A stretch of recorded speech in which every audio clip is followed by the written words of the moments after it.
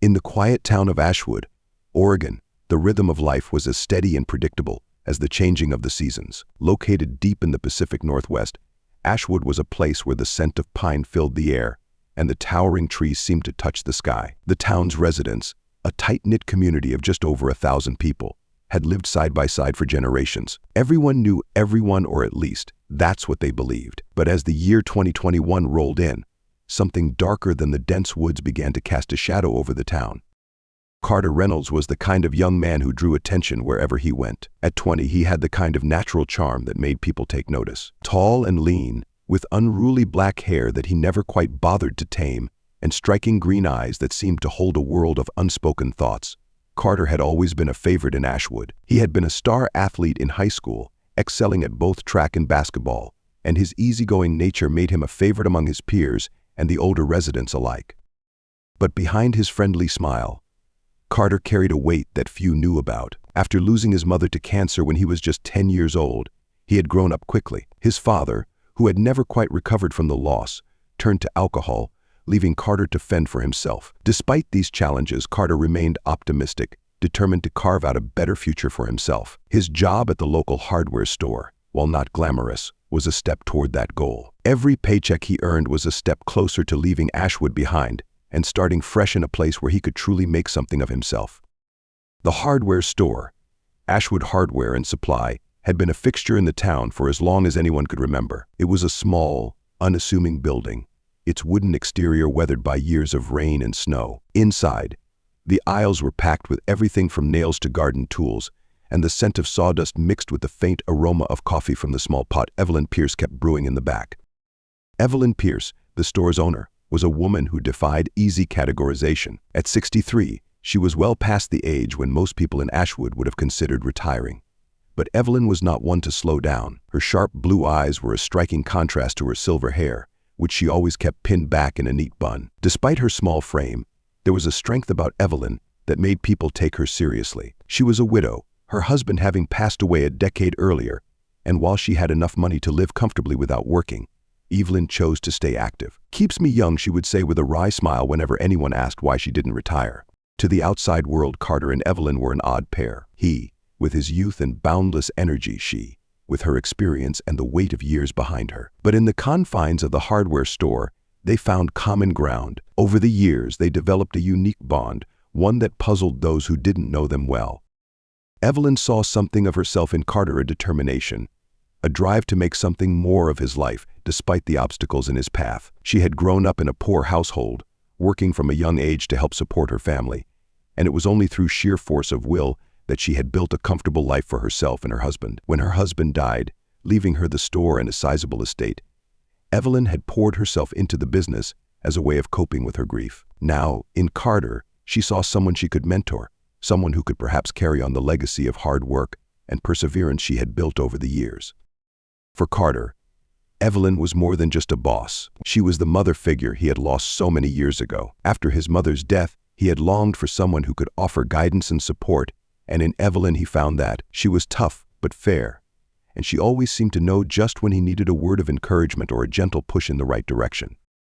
Their relationship was one of mutual respect and unspoken understanding. In the mornings, they would share a cup of coffee before the store opened, talking about everything from the weather to the latest news in town. Evelyn would often regale Carter with stories of her youth, tales of how she and her husband had built the store from the ground up, and the challenges they had faced along the way. Carter, in turn, would share his dreams of leaving Ashwood, of moving to California and starting his own business.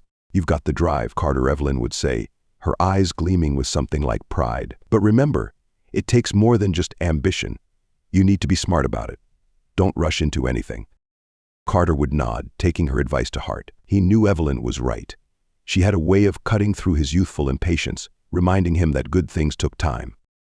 But beneath the surface of their conversations, there was something else, something unspoken that neither of them fully acknowledged. It was a connection that went beyond the professional, beyond the maternal. It was a shared understanding of loss, of loneliness, and of the need to fill those voids with anything that made life bearable.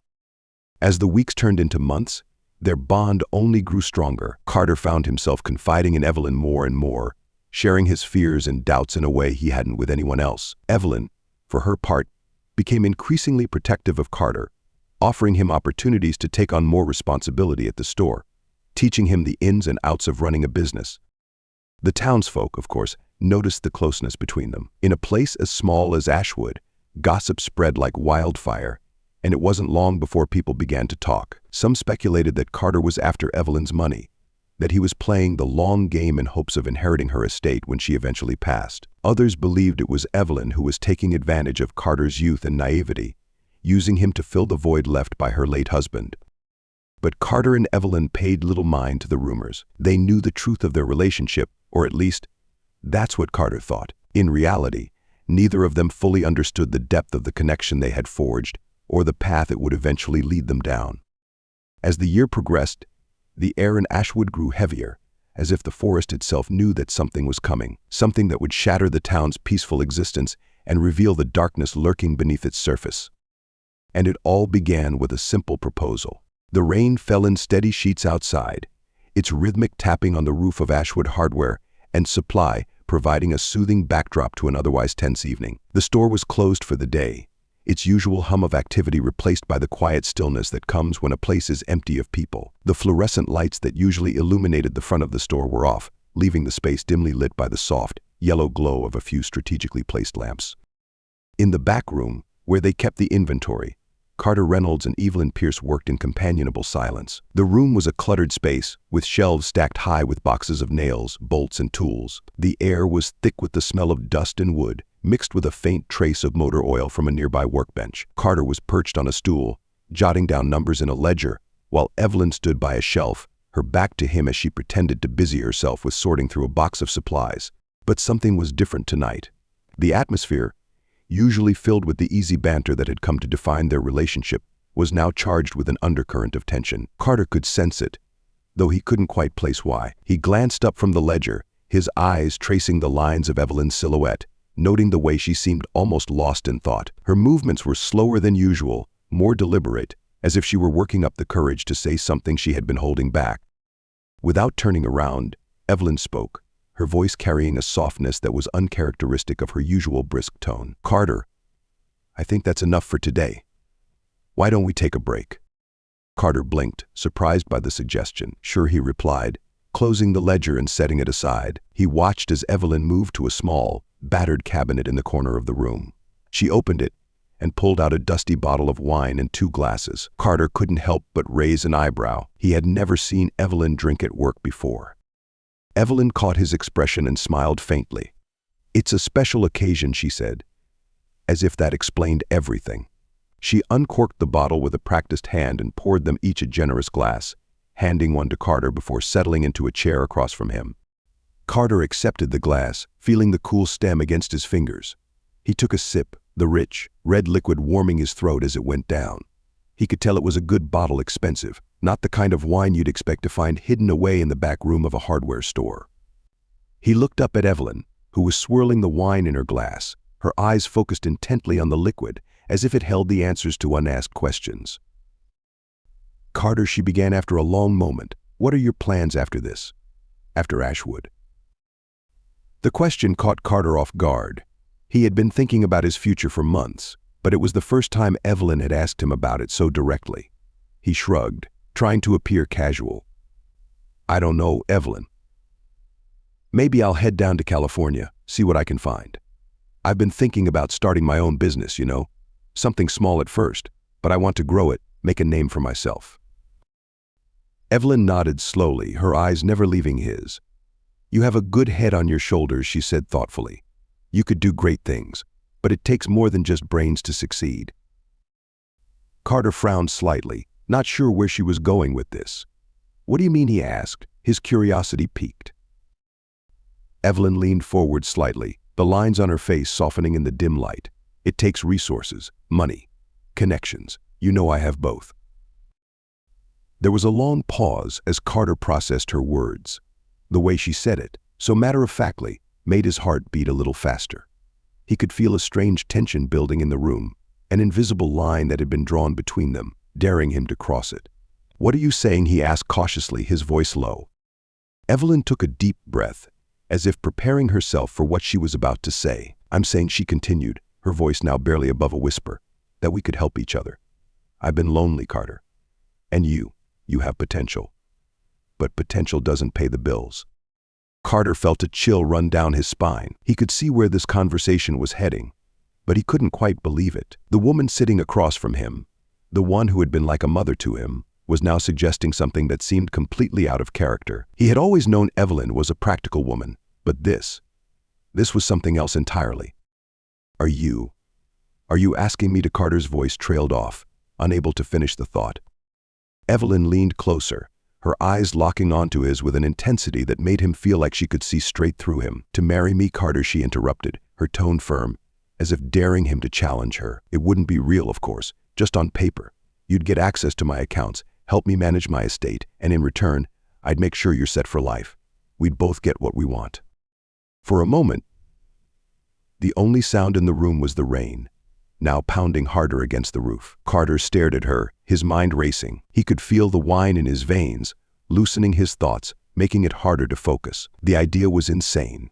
It was completely out of the realm of anything he had ever considered, and yet, it was tempting. He had always dreamed of getting out of Ashwood, of making something of himself, and here was a way to do it, a way to achieve everything he had ever wanted. But at what cost? Evelyn, this is crazy, he finally managed to say, though his voice lacked the conviction he intended. Is it? Evelyn countered, a hint of desperation creeping into her voice. Think about it, Carter. You'd have everything you need to start fresh. And I'd have someone to share my life with, even if it's just a partnership. We both win. Carter didn't answer right away. He finished his wine in one gulp, the warmth of the alcohol doing little to dispel the cold knot of uncertainty forming in his stomach. He knew this was wrong, everything about it felt wrong. And yet, the practicality of the proposal was undeniable. Evelyn was offering him a way out, a chance to escape the small town that had always felt too confining, too stifling for his ambitions. He glanced at Evelyn again, noting the way her hands trembled slightly as she held her glass. There was something vulnerable about her in that moment, something that made Carter pause. She was lonely. That much was clear. Despite her wealth, despite the life she had built, she was a woman who had lost everything that mattered to her. Her husband, her youth, her dreams. And now, she was offering Carter a way to get what he wanted, while also securing something for herself in the process.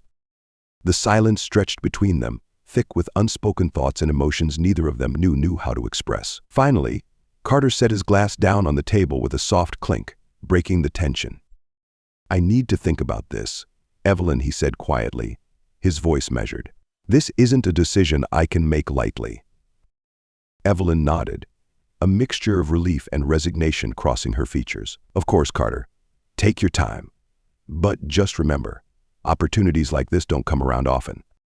Carter stood, suddenly feeling the need for fresh air, for space to clear his head. He grabbed his coat from the hook by the door and slipped it on, avoiding Evelyn's gaze as he did so. I'll see you tomorrow, he said, his voice sounding distant even to his own ears. Evelyn didn't respond, just watched him with those piercing blue eyes as he walked out into the rain, the door closing softly behind him.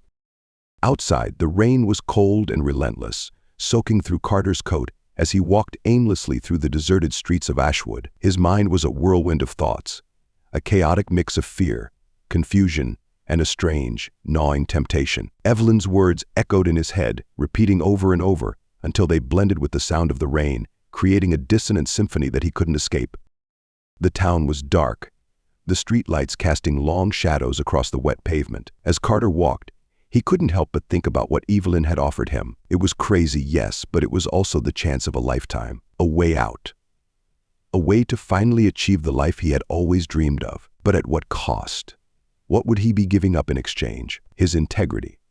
His sense of self? Or was it something even more profound? He didn't have the answers. All he knew was that, in that dimly lit back room, with the rain pouring down outside and the wine warm in his stomach, his life had taken a turn he never could have anticipated. And whatever decision he made next would change everything, for better or for worse. The marriage of Carter Reynolds and Evelyn Pierce was nothing short of a bombshell in the quiet town of Ashwood. It was as though the very fabric of the town had been ripped apart, exposing an undercurrent of suspicion and intrigue that no one had ever expected. Ashwood was a place where everyone knew each other's business, or at least thought they did. So, when the town's golden boy, barely out of his teens, tied the knot, with a woman more than 3 times his age. The whispers began, and they never seemed to stop. The ceremony itself was a simple affair, just a quick visit to the courthouse, witnessed only by the judge and a clerk. There was no fanfare, no celebration. They didn't even bother with wedding attire. Carter wore a crisp button-down shirt and slacks, while Evelyn donned a modest dress that could have been plucked from any day of the week. To the outside world, it was a cold, transactional arrangement, a marriage of convenience with little love or passion. But to those who knew them, it was still shocking and perplexing. What could possibly have driven these two, so different in age and stage of life, to such a decision? As the months passed, the town settled into an uneasy acceptance of the marriage. People speculated endlessly, but neither Carter nor Evelyn gave them the satisfaction of a reaction. They continued to run the hardware store as they always had, their routine unchanged. To the casual observer, they appeared much the same as before Carter, the hard-working young man with dreams of the big city, and Evelyn, the stern but caring matron who had taken him under her wing. But behind closed doors, a tension was slowly building. Carter found himself adjusting to his new life, although it was not without its complications. Evelyn had been true to her word. Their marriage was purely a legal arrangement, a partnership based on mutual benefit. She handed over control of her finances to Carter almost immediately after the wedding, trusting him to manage her estate and handle the day-to-day operations of the store. In return, Carter had access to the resources he had always dreamed of: money, connections, and a level of influence he had never imagined possible. But the reality of the situation was far more complicated than he had anticipated. At first, Carter reveled in his new responsibilities. He threw himself into managing the store, expanding its offerings, and streamlining operations. With Evelyn's wealth at his disposal, he began exploring investment opportunities, dreaming of the day he could finally leave Ashwood behind and start his own business. But as time went on, Carter began to notice things that unsettled him. It started with small details, an air of secrecy that clung to Evelyn like a shadow. She would disappear for hours at a time, leaving Carter to manage the store on his own. And when she returned, her explanations were vague, her excuses flimsy. "Just running errands," she would say with a dismissive wave of her hand, or "I had to meet with an old friend." But the look in her eyes told a different story, one that Carter couldn't quite decipher. The late-night phone calls were another source of unease. Carter would often wake in the middle of the night to the sound of Evelyn's voice, low and urgent, coming from behind the closed door of her study. She would spend hours on these calls, her tone oscillating between strained and pleading. Whenever Carter asked about them, she would brush him off, insisting that they were nothing important, just old friends checking in. But Carter knew better. The sense of unease gnawed at him, a constant, creeping sensation that something wasn't right. He began to pay closer attention, watching for any clues that might explain Evelyn's strange behavior. The more he observed, the more he felt like an outsider in his own life, a puppet being manipulated by strings he couldn't see. Then, one evening, when Evelyn was out of the house, Carter's curiosity got the better of him. The silence of the empty home felt oppressive, the air thick with the weight of unanswered questions. He found himself standing in front of Evelyn's desk, the place where she spent so many of her secretive hours. The drawers were locked, but Carter knew where she kept the key, a small silver one hidden in the base of a ceramic figurine on the shelf. With a steady hand, he unlocked the top drawer and began to search. At first, he found nothing out of the ordinary: bills, receipts, correspondence. But as he moved deeper into the stack of papers, something caught his eye: a folder marked with the word "confidential." Inside were medical records, detailed and thorough, documenting Evelyn's visits to a specialist in Portland. Carter's breath caught in his throat as he read the words that would change everything: stage IV pancreatic cancer. Prognosis terminal. The shock hit him like a physical blow. Carter's hands trembled as he flipped through the pages, absorbing the grim details of Evelyn's condition. She had been diagnosed just months before their marriage. The disease had progressed rapidly, leaving her with little time.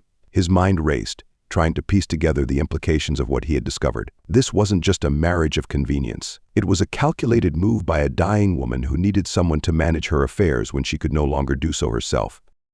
When Evelyn returned home that evening, she found Carter sitting in the living room, the folder of medical records open on the coffee table in front of him. Her face paled as she realized what he had found, and for a moment she looked fragile, vulnerable in a way Carter had never seen before.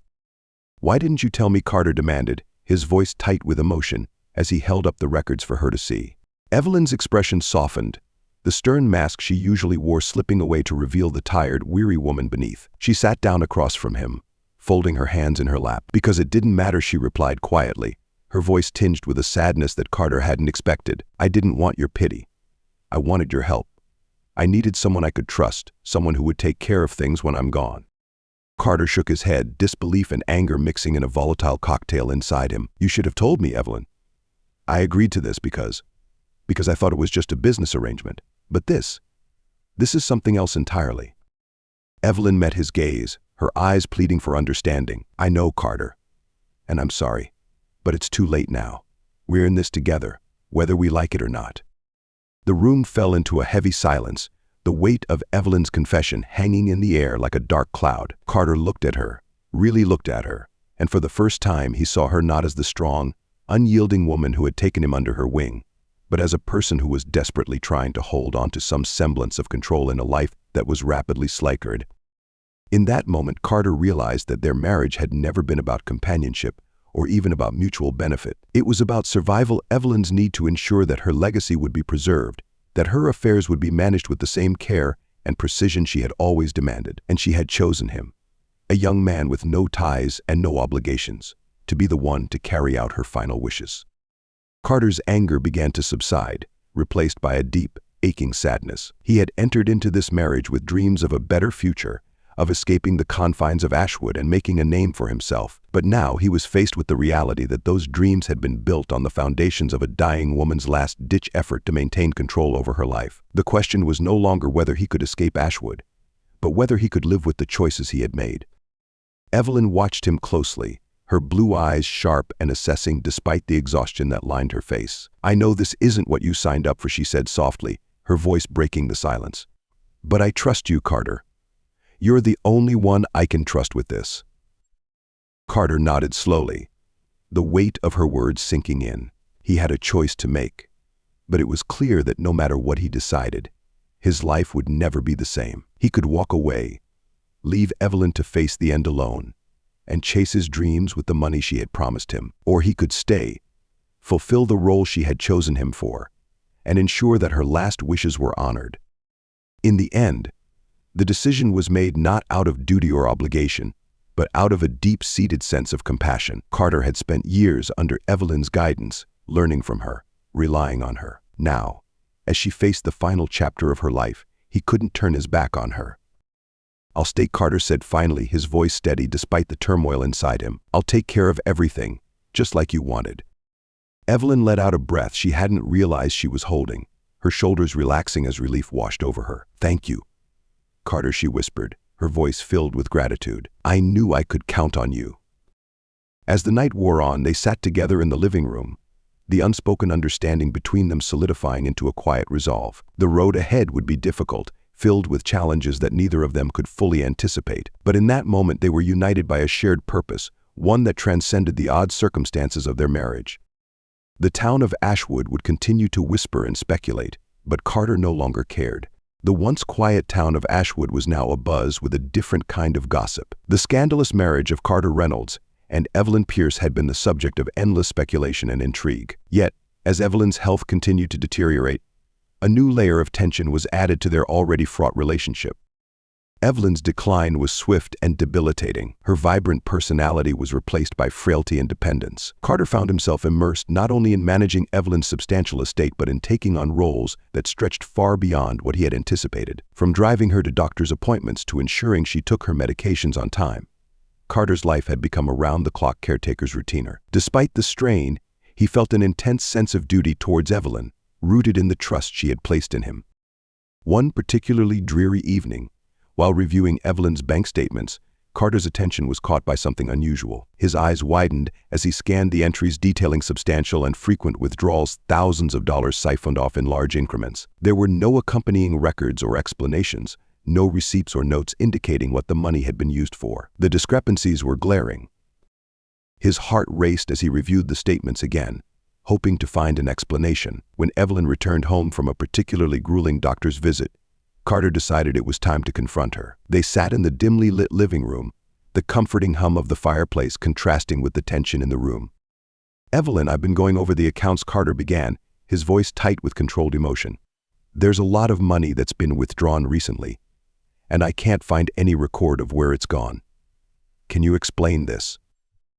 Evelyn's face, usually so composed, faltered for a brief moment. She looked away, her expression guarded. "It's nothing you need to worry about, Carter," she said, her tone dismissive. "Just some personal expenses."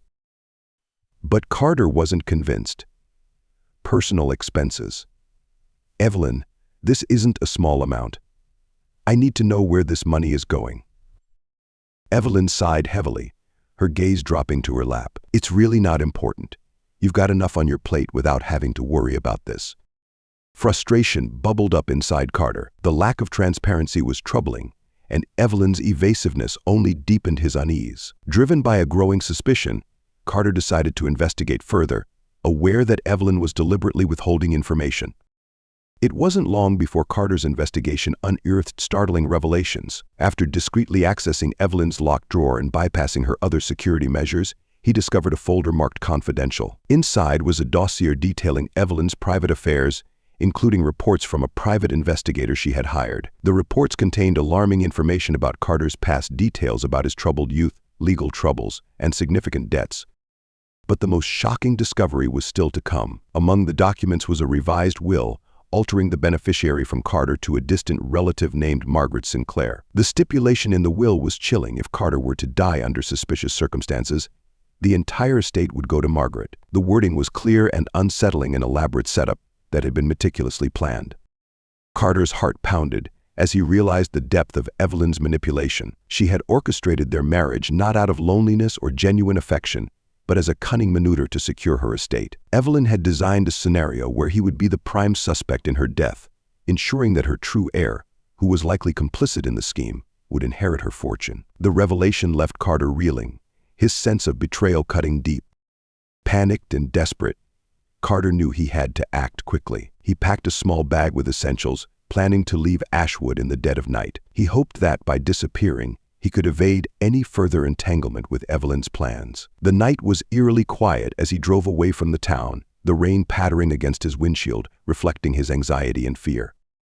But Evelyn was not easily outmaneuvered. She had anticipated Carter's reaction. As he drove away, Evelyn made a call to the local authorities, her voice trembling with a mix of distress and feigned desperation. She claimed that Carter had threatened her life and stolen a substantial sum of money from her accounts. Her accusations were laced with just enough detail to make them seem credible. The police wasted no time. Within hours, they had traced Carter to a rundown motel just outside of Ashwood. The arrest was swift and public, turning Carter into the focal point of a media frenzy. The story of the young man accused of scheming against a frail widow captivated the town, fueling a firestorm of sensational headlines. Back in Ashwood, the investigation took a dramatic turn. The police, initially swayed by Evelyn's claims, were forced to reconsider their stance when they discovered the altered will and Carter's findings. The medical records, coupled with the private investigators' reports, painted a different picture of Evelyn's motives. The authorities began to piece together a narrative of manipulation and deceit. The evidence was damning. Evelyn's elaborate scheme to frame Carter was laid bare, exposing her true intentions. The authorities charged Evelyn with fraud and conspiracy, revealing her plan to ensure that Carter's death would secure her estate for Margaret Sinclair. The case, once dominated by Evelyn's accusations against Carter, now highlighted her own criminal conduct. Carter's name was eventually cleared. The truth about Evelyn's machinations came to light, and the charges against him were dropped. But the experience had left him deeply scarred. The town's perception of him had changed, and the trauma of being falsely accused and manipulated took a toll on his mental and emotional well-being. With the weight of the ordeal behind him, Carter finally left Ashwood, heading to California as he had originally planned. But the journey that had promised a fresh start now felt tainted by the shadows of his past experiences. The dark cloud of his time in Ashwood lingered, a reminder of the lengths to which some people would go to control their fate and the lives of those around them. Evelyn passed away a few weeks later, alone in the house she had once shared with her late husband. The distant relative, Margaret Sinclair, inherited her estate as per the revised will, but the legacy of Evelyn's actions, her manipulation, deceit, and the broken trust cast a long shadow over her final days. The story of Carter and Evelyn became a legend in Ashwood, a tale of intrigue and betrayal that would be recounted for years to come. The quiet town, once a backdrop for an ordinary life, had become a stage for a drama that revealed the darkest corners of human nature. In the end, the haunting realization was that some people's desire to control their destiny could lead them to orchestrate the most elaborate schemes, manipulating others to ensure their final wishes were fulfilled. The story of Carter and Evelyn remained a stark reminder of how easily trust could be shattered and lives irrevocably changed by the pursuit of control and power.